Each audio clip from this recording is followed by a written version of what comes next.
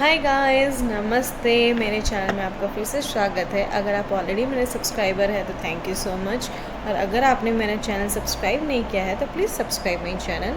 आज मैं आपके साथ दो यमी रेसिपी शेयर करने वाली हूँ। दोनों ही वेज है और दोनों बहुत इंटरेस्टिंग और यमी बनती है, और बोला जाए तो बहुत जल्दी भी बन जाती है कंपैरेटिव टू अदर डिशेस।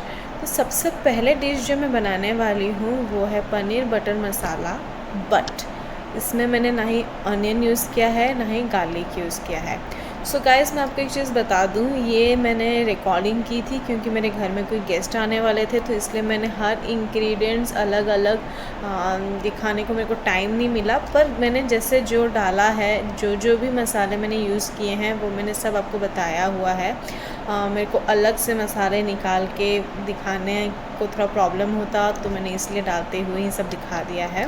और सेकंड जो मैं बनाने जा रही हूँ वो है ओरियो का ओरियो बिस्किट का केक।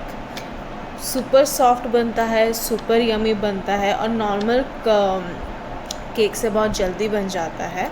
मैंने इसमें ओटीजी का इस्तेमाल किया है। आप चाहे तो कुकर में भी बना सकते हैं, आप चाहे तो कढ़ाई में भी बना सकते हैं, आपको जैसे अच्छा लगे आप वैसे बना सकते हैं। तो मैंने ये दो रेसिपी बनाई हैं, और ये दो रेसिपी मुझे अच्छी लगी, और जिन्होंने खाई उनको भी अच्छी लगी, तो मैंने इसीलिए सोचा कि मैं ये रेसिपी आपके साथ शेयर करूं। होप ये रेसिपी आपको अच्छा लगे और आप इसको ट्राई ज़रूर कीजिएगा। और ये आपको कैसा लगा प्लीज़ मुझे कमेंट सेक्शन में लिख के ज़रूर बताइए। और या फिर अगर आप बनाते हैं तो प्लीज़ मेरे इंस्टाग्राम हैंडल पर मुझे टैग कीजिएगा। सो अभी हम बिना आपके टाइम लिए हुए let's get started to the recipe. So यहाँ पे हम ओरियो बिस्किट का केक बना रहे हैं। तो मैंने यहाँ पे 120 ग्राम्स ऑफ ओरियो के 3 पैकेट लिए हैं, और मैं उसको अच्छे से बेलन से कूट दे रही हूँ। अब मैं इसको एक ग्राइंडर में डाल के इसको फाइनली पाउडर बनाऊँगी। अब देख सकते हैं ये बहुत फाइन हो गया है। अब मैं जो इंग्रेडिएंट यूज़ करने वाली हूँ, vanilla essence, baking soda, sugar अगर आपको चाहिए वरना आप स्किप कर सकते हैं, और मिल्क।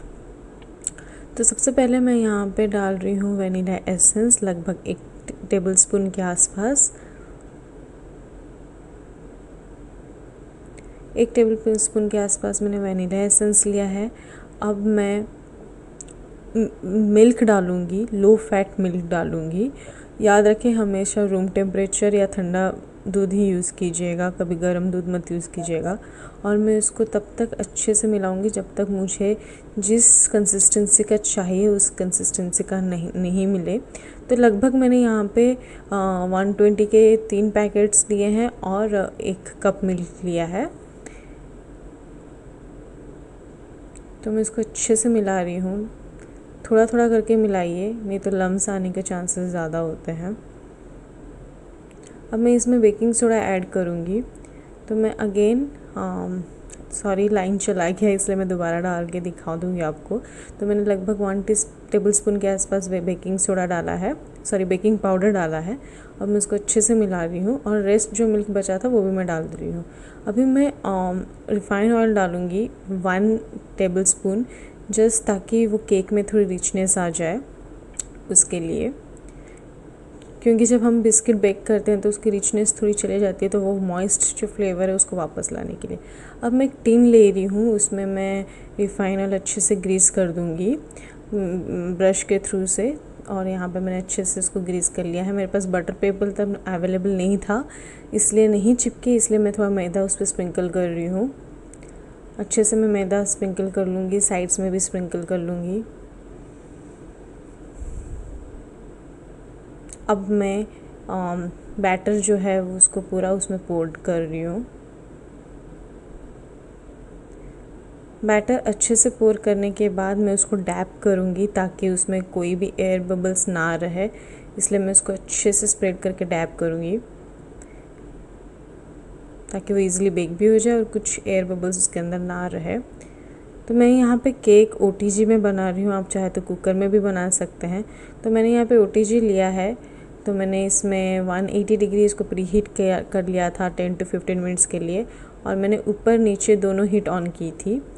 अब मैं उसको खोल के उसमें केक डाल रही हूँ। याद रखिए बहुत हॉट होता है, इसलिए बच्चे ना करें। अगर बच्चे कर रहे हैं तो विथ मम्मा और पापा के रेफरेंस में, और अगर कोई एल्डरली पर्सन भी कर रहा है प्लीज़ अच्छे से प्रिकॉशन लेके कीजिएगा। तो मैं आप देख सकते हैं केक यहाँ पे कैसे फूल रहा है। ये केक 15-20 मिनट्स में बन जाता है, क्योंकि मैदा हम लोग केक में डालते हैं तो इसमें बिस्किट मैंने यूज़ किया है, तो वो ऑलरेडी हाफ़ कुक्ड हो गया है। आप देख सकते हैं स्पून में अभी फोक मतलब जो टूथपिक है उसमें कुछ नहीं आ रहा है, तो स्टिल मैं उसको 5 मिनट्स और रखी थी। फिर मैं चेक कर रही हूँ, केयरफुली चेक कीजिएगा, और ये क्लीनली निकल गया है। अब मैं उसको हैंड ग्लव्स के थ्रू आराम से निकाल रही हूँ। अब मैं उसको ठंडा कर लूँगी। ठंडा करने के बाद मैं इसको डेकोरेट कर लूँगी, और डेकोरेट करने के बाद ये कुछ ऐसा।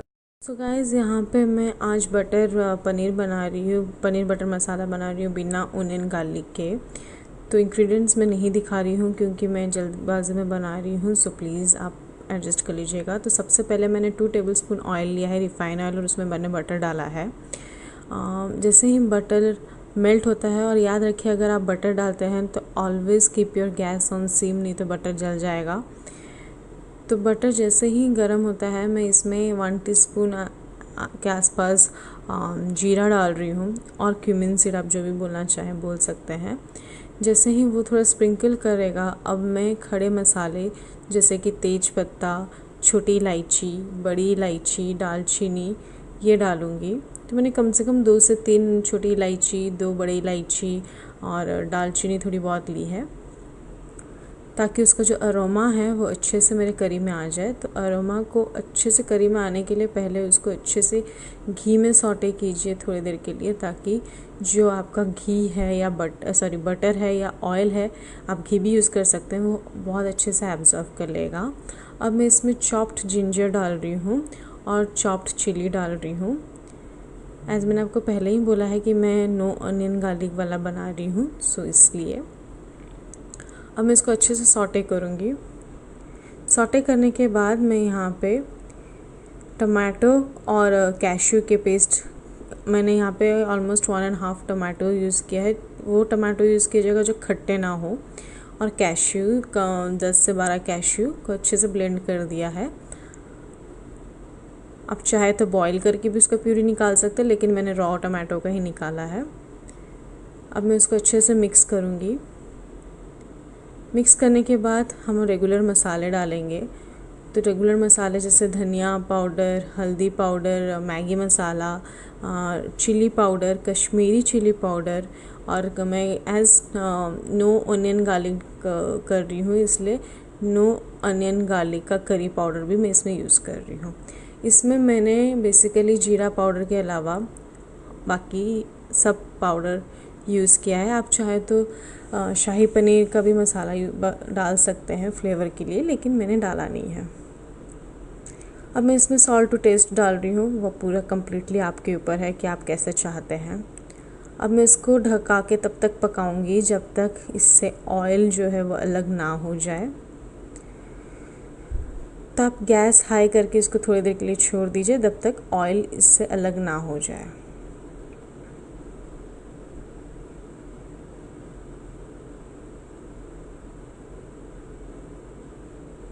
तो इसमें से ऑयल अलग हो चुके हैं। मैं इसमें एकदम 1 टीस्पून के आसपास शुगर ऐड कर रही हूँ। बाई चांस अगर टमाटो रॉ हुआ तो अब देख सकते हैं ऑयल अच्छी तरीके से निकल चुका है। अब मैं उसको अच्छी तरीके से थोड़ा और सॉटे करूँगी, और यहाँ पे मैं मिल्क ऐड कर रही हूँ। आपको जितनी थिक कंसिस्टेंसी चाहिए, थिन कंसिस्टेंसी चाहिए, वो पूरे आपके ऊपर है। तो मैं यहाँ पे उतने हिसाब से डाल रही हूँ। मैं लगभग 500 ग्राम्स पनीर लिया हुआ है। तो यहाँ पे मैंने कश्मीरी लाल मिर्च और एक बार ऐड की, क्योंकि मुझे थोड़ा कलर डाउन लगा इसलिए। अब मैं कस्तूरी मेथी ऐड करूँगी और उसको अच्छी तरीके से उबालने दूँगी। अब मैं इसमें फ्रेश कट पनीर डाल रही हूँ और उसको अच्छी तरीके से उसमें मिला रही हूँ, और एक अच्छा उबाल आने तक मैं इसको पकाऊंगी। अब मैं लास्ट में गरम मसाला 1/2 टीस्पून के आसपास डाल रही हूँ, क्योंकि मैंने ऑलरेडी खड़ी मसाले डाले हैं, सो इसलिए।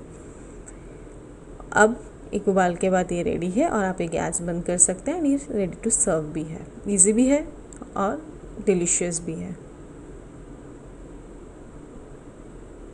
सो गाइस, आपने देख लिया मैंने कैसे बनाया है। मैंने हर इंग्रेडिएंट्स आपको अच्छे से बता दिए हैं।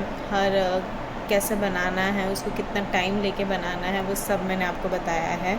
सो अगर आपको ये रेसिपी अच्छा लगा हो तो प्लीज़ इसे सब्सक्राइब लाइक ज़रूर कीजिएगा मेरे ब्लॉग को और बनाइएगा ज़रूर।